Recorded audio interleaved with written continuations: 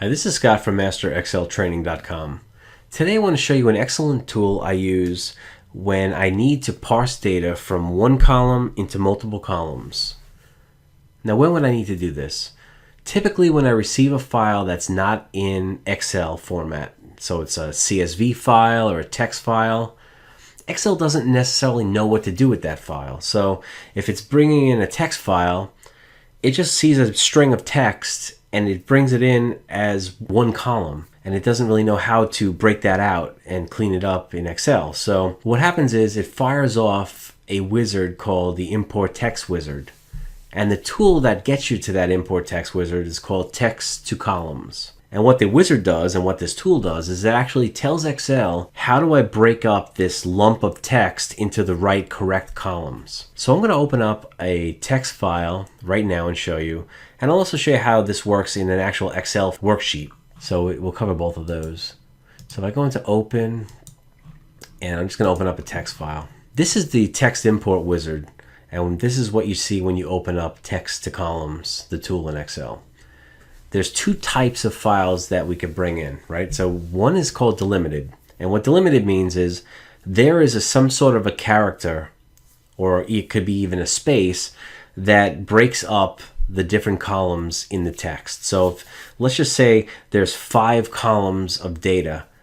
Excel just sees a big lump of text, so it's going to put it all into, say, column A, but if I say tell Excel through this import wizard that it's delimited by, let's say, a comma, for we get from a comma separated value, a CSV file, then it's going to know every time it sees a comma to put that into the next column.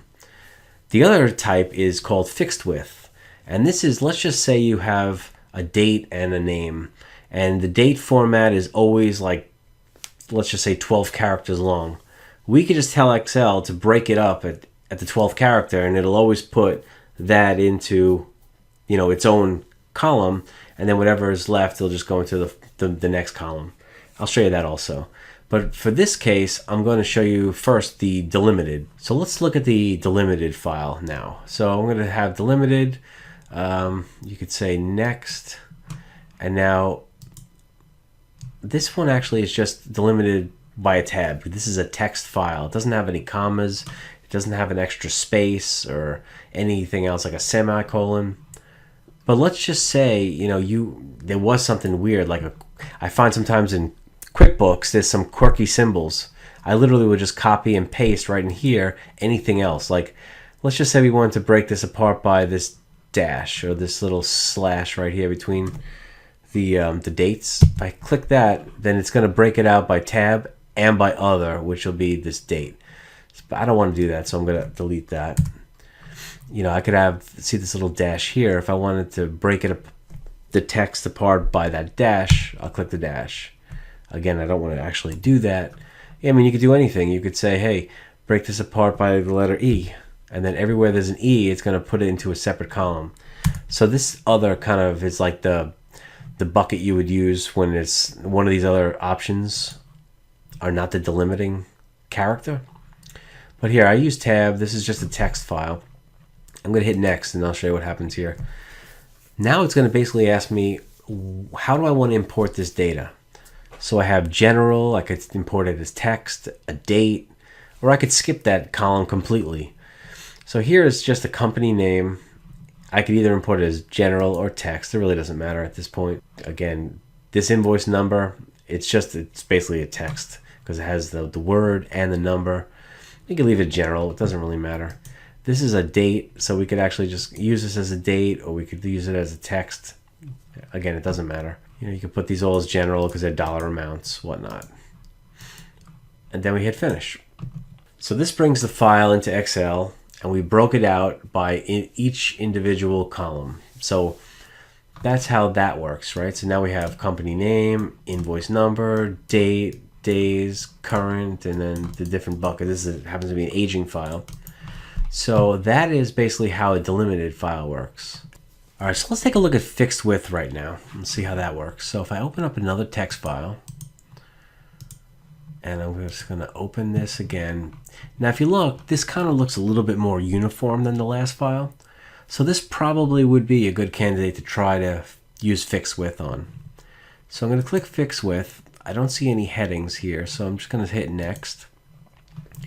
And now what this brings you to is this page, you actually have to tell Excel where the breaks are in the text. And each break is going to push it into a different column. And the way you do that is you just kind of come and click. So I see there's like a quotation mark here, so I don't need that. So let's just click that. And if you did it in the wrong spot, you could just kind of drag it around. And you put it, okay, that quotation's its own. Here's an invoice number and then a comma. So before the comma, I want to put 1. And then after the comma, I want to put 1, because then after the comma looks like dollars. And then I'm not going to close off over here with the dollars because I don't know how many dollars there are. So these are all like hundreds, but if I go down, okay, they could be thousands. See, like this is fixed width, so this is a different width than that. So just leave that alone, and then whatever's left will be in its own column. And again, just like before, I click Next, and now it's to ask me how I want to import this data. So this quotation mark, I don't need to import that, so I'll click Do Not Import. The invoice number is general, that's fine. This comma, again, I don't need that. And now the dollar amount, I'll leave that as general. Click Finish. And now I have invoice number and dollars in their own column. And I could probably just go in here and add my own headings. Oops. And then I would be done. So I'm going to say invoice number and then, like amount. So that's the second way. Third thing I want to cover is actually in the Excel spreadsheet. So I'm going to actually open up a file, and I'll just show you what I mean by a couple of these things. So say here's like an employee data file, right? So his names, this is employee ID. Oops, it might help if I spelt that correctly. Salary, date of hire. So let's just say you wanted to get the pure, unadulterated employee number without ID or anything else, because we're doing a lookup against a file from, say, ADP, and we have the 6 digits, and that's what we need to figure out. So from here, I would just literally, I'd copy this over to the right because it's going to push it into the next available column, and it would overwrite these columns. So I'll just come over to the right. And now here in Excel, I go into data, and if you look here, text to columns, and now we're going to split this apart just like before. We have, instead of the import wizard, because we were opening a file and importing it into Excel, now we're going to convert this text into columns wizard. So text to columns. So again, you could do either way. So here at delimited, I would just say next. And here I'm going to delimit it by that dash. If I delimit it by the dash goes away. And now I just say next. You could select what kind of data it is, employee number, ID. This can go to be text or whatever you'd want. And then it breaks it into the 2 columns. I'm going to back up. I'll show you can do it the other way too.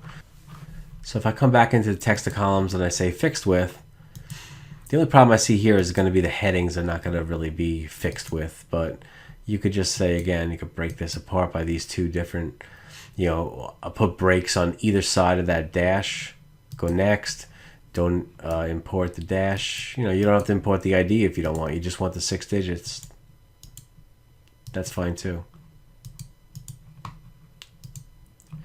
In that case, you could have did that over here. But unfortunately, this got the name cut off, so you just have to fix that. Another way we could use this formula is, let's just say this date, instead of having an actual date, I want to group everything by month, and so what's the easiest way to get the month here? Well, I see that there's a nice little slash in between each number of the date, so I could use the text to column to break out these different fields. So if I go back to text to column, and I'll come here and I'll say delimited, next, and I'll just say other slash, see it breaks it out by each component of the date. Hit next, and then you could just say finish, and now I have, see this is still formatted as a date. So if I just come up here and I go home and I could just make this like general.